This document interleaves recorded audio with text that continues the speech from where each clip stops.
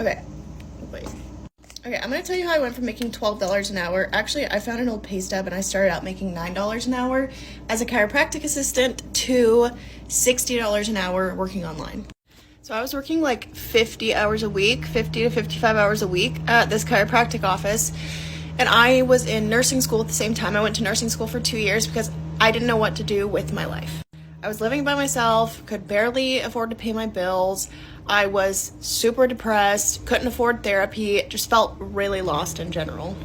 Then I made a friend and ended up getting close to this friend and found out that she was a virtual assistant, which I had never heard of before. But she was making more money than I could even have dreamed of making, and she was making way more money than I would have made as a nurse if I had kept going to nursing school. So I started looking at people who were doing the same thing, and I was like, oh my God, I want to do this. But I was really scared to do it, and I was like, I have security in my corporate job, and this is not going to work for me, even though it's working for all of these other people that I'm seeing. The people I was seeing doing this were working for themselves. They had their own business. They were working with really cool people. They were working completely remotely. They could travel whenever they wanted because their work was on their laptop. And they were starting out at like $30 an hour. And some of them were making $60 to $80 an hour after like 4 to 6 months.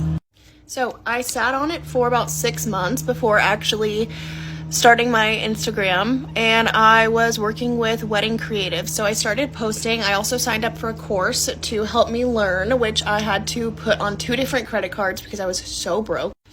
I started in March of 2020, started out at $30 an hour. By July of 2020, so like 4-ish months later, I was charging $60 an hour. I was completely booked out, and I had a wait list of people wanting to work with me, and I had hired someone to help me with work. I was also working from home, could make my own schedule, could literally do anything, anytime, could travel anytime that I wanted. And I finally found I found my creativity again and found something that I was really passionate about, because I really didn't have a good sense of self-identity when I was working in the corporate world. Now, it's a little over 2 years later, and I have taught over 6,000 people, possibly over 7,000 at this point, how to start their own business.